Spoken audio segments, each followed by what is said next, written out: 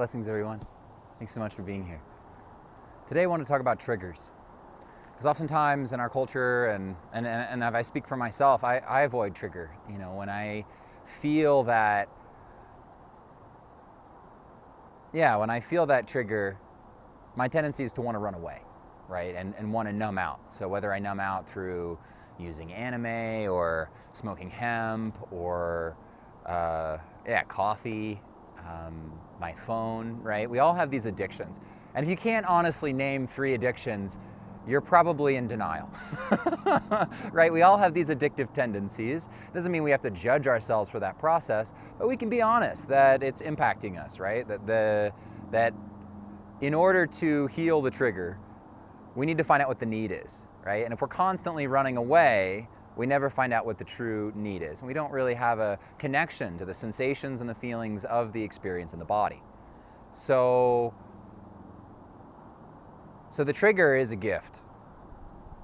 And the trigger is simply an indication that your body is crying out for attention, right? That your mind or your heart is asking for you to look at it because there's an unmet need. And so the trigger is precious. It's the gateway that delivers us to wholeness and to finding out what our needs are. And so instead of othering the trigger or othering the part of you that wants to run away from the trigger, right? Both parts are needing love. The survivor self aspect of you that is running away every time that you feel intense emotion, and the part that part needs love, right? And the part of you that is triggered in the first place also needs love. And so to find compassion, one of the invitations with a trigger is to connect somatically. And so when we get in fight or flight mode, right, most people are familiar, when we get in fight or flight mode and we're triggered, that the reptilian brain or the brain stem is what is hijacking your whole experience.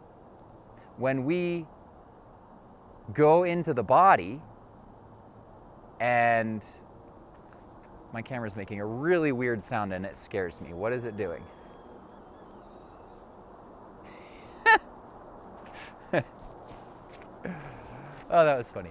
So, when we have a trigger, it's an invitation back into the body. When we get in fight or flight and the brainstem hijacks our experience, then it's the body calling out for attention, calling out to go into the felt sense, to go into your visceral experience, and to feel. And when you do that, the body naturally unravels trauma. That's its purpose. It's been doing that for billions of years. All these different animals throughout history have all been able to deal with their pain or their fear or whatever by going inside the body and allowing the nervous system to complete the experience. Maybe they shake, right? Maybe they go hide and they sit for a while until their nervous system calms down. So that's the purpose of the body. The body is this sacred container. I think of it like an altar. I mentioned that a couple days ago, but it's the altar, and each experience that you have is like an offering upon that altar, right? And when you go inside the body, you're participating in that ceremony. You're allowing it to be co-creative. So it's not the body just being like, hey, please pay attention to me. I'm in fight or flight. Can you give me something, right? Instead of that, then it can be this beautiful opportunity to go inside, to hold your experience as if you were holding a baby or a toddler, and asking, sweetheart, I'm here with you. What do you need? So let's work with that today. Let's close our eyes.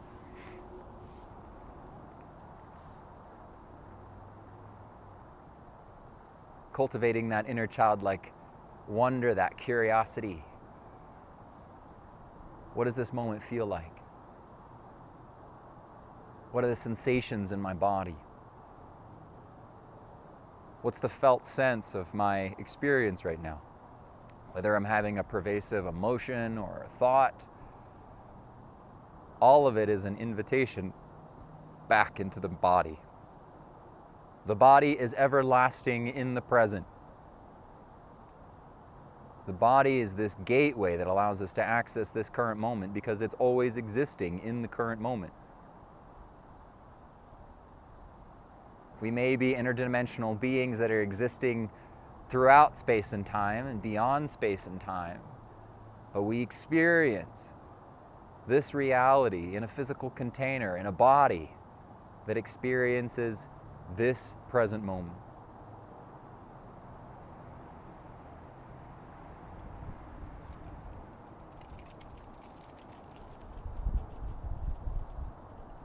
And you honor that whatever part of you is crying out for love right now has a teaching, has a gift, has worth.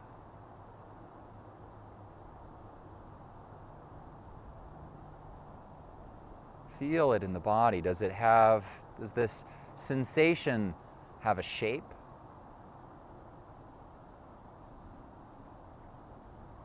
Does it have a color or a texture?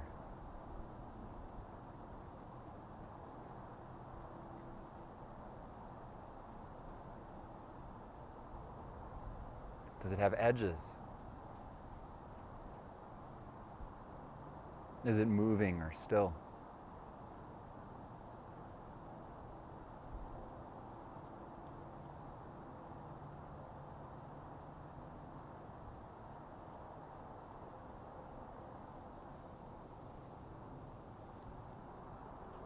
What is it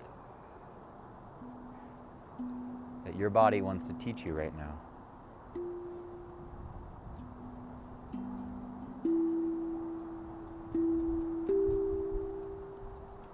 Stay with it.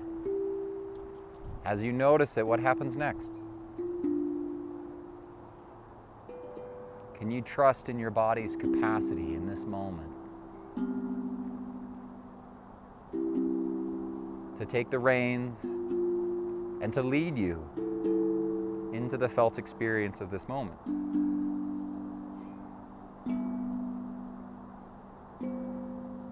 I'd say most humans on this planet have an overdeveloped sense of mind. So let's develop that contact with the body.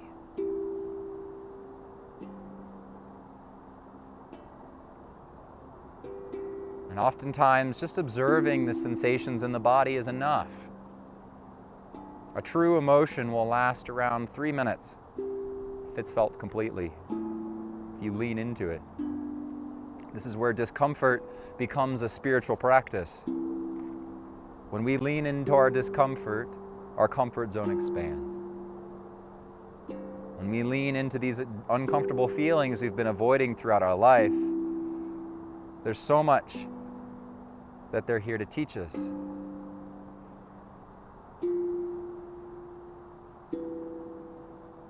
If you feel stuck and that emotion or thought doesn't complete, most likely it's coming from the survivor self.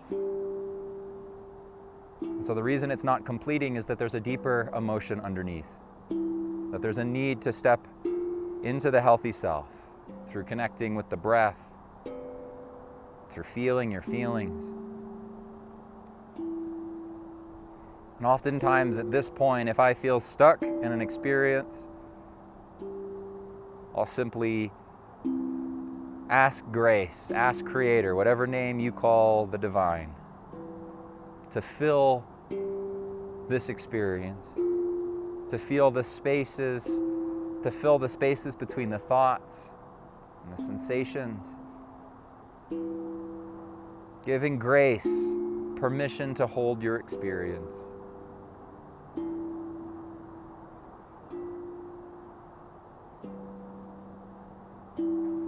Saying, I consent to this co-creation, to this help, and to this support and love, so that I can fully accept this moment.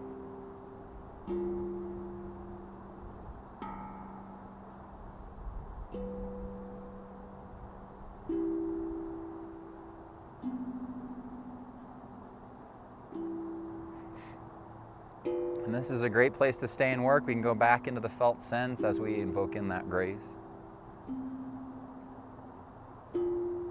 Or if you feel called to and it feels right, you could ask, I let this go, naming that out loud. Or maybe you could say, I let go of the demand for affection or control.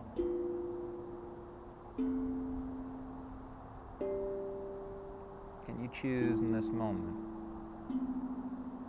to co-creatively release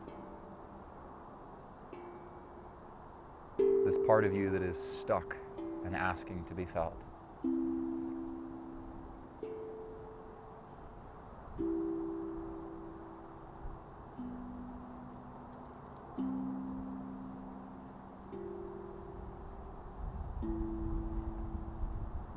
This is a great practice to do. It's called the welcoming prayer. And this is a great practice to do when you feel stuck in your meditation, you feel distracted, or something is keeping you from presence. So we go into the experience, we be with it, we ask grace to fill us, we give consent for Creator to assist. And if we feel called, we can let it go. This is a great place to meditate from now that we've cleared away what is no longer serving us. So I welcome you to meditate as long as you'd like and to be with that felt sense of this experience. Thank you all so much. I love you and I'll see you tomorrow.